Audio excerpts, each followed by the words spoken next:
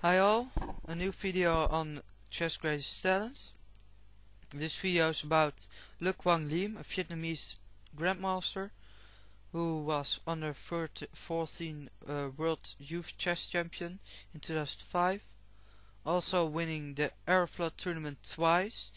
He won it first in 2010, earning him a spot for the Dortmund 2010 tournament, where he became clear second behind former FIDE world champion Ponomariov. Other participants in that tournament were former world champion Vladimir Gramnik, world number 6 Mamedjarov, and former world championship challenger Peter Liko, and one-time Dortmund winner Arkady Naidic. So a very strong field where he became second, really establishing him as a strong grandmaster. Later in 2011, Quang defended his title at Aeroflot, so that was his second time winning the Aeroflot tournament, and as the only person to win the Aeroflot twice in the whole history. In May 2011, he became shared winner of the Capablanca Memorial, together with Ivanchuk, of course a very strong grandmaster, and again a very strong field with Ivanchuk, Lanier Dominguez, David Navarra, Lazaro Bruzon, and Dmitry Andreikin. I already have an Dmitry Andreikin video because he's one of the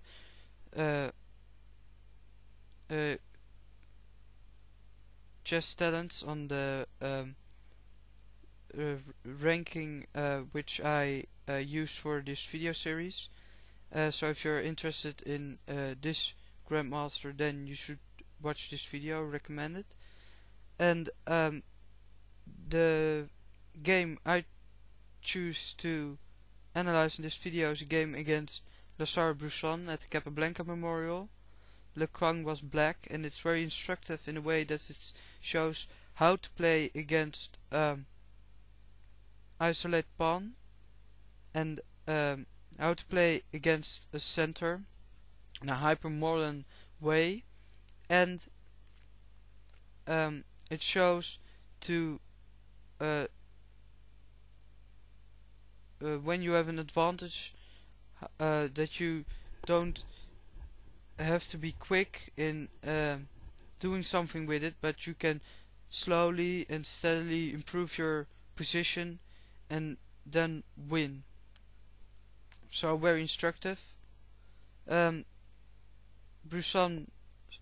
who was rated 2693, started with d4, and Quang answered with knight f6, and Quang played a neo-Grunfeld opening, and the idea is to give white the possibility to take the center with his pawns, but then trying to prove that the center is vulnerable by attacking it.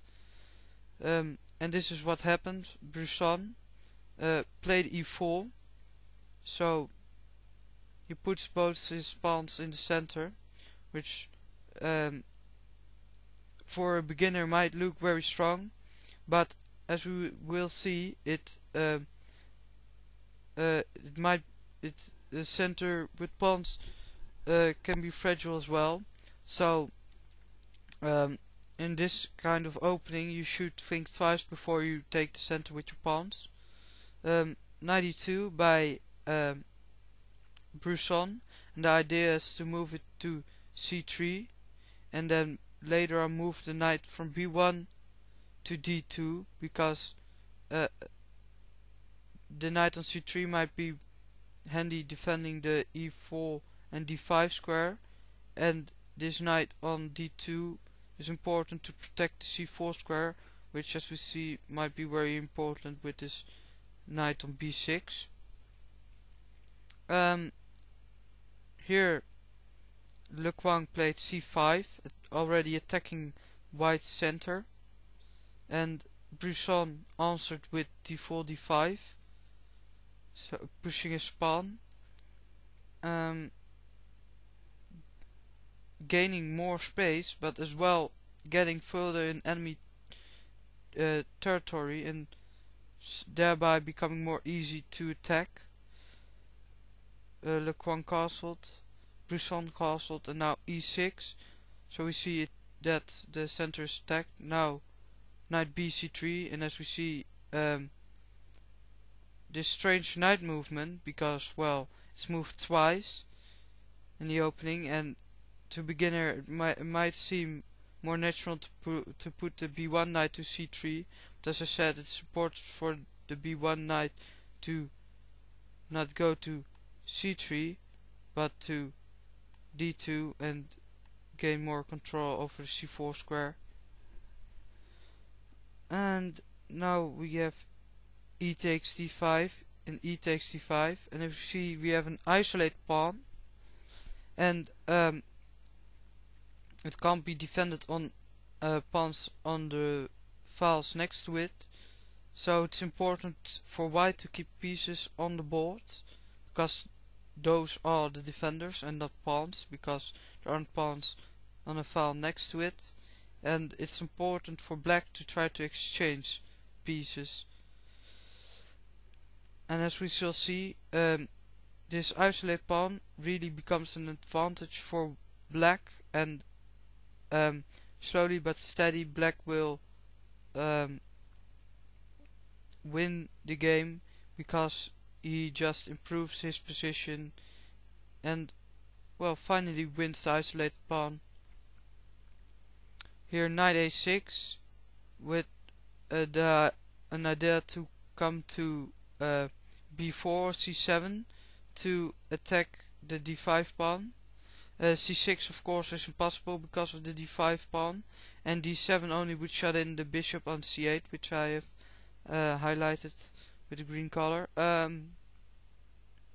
Now Bruzon played a4, which I believe is a strange move, because it only weakens the b4 square as highlighted, and the idea may have been to attack the knight on b6 with a5, but this already moves to c4.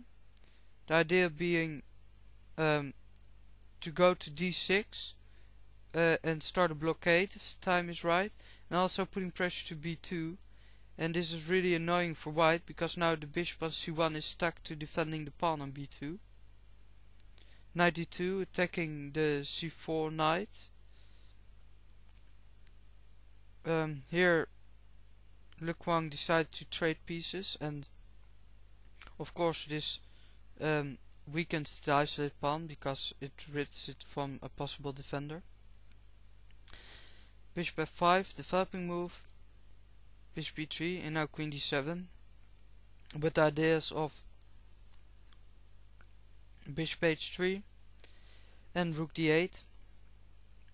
And white does a similar move, queen d2, preparing bishop h6 and rook d1.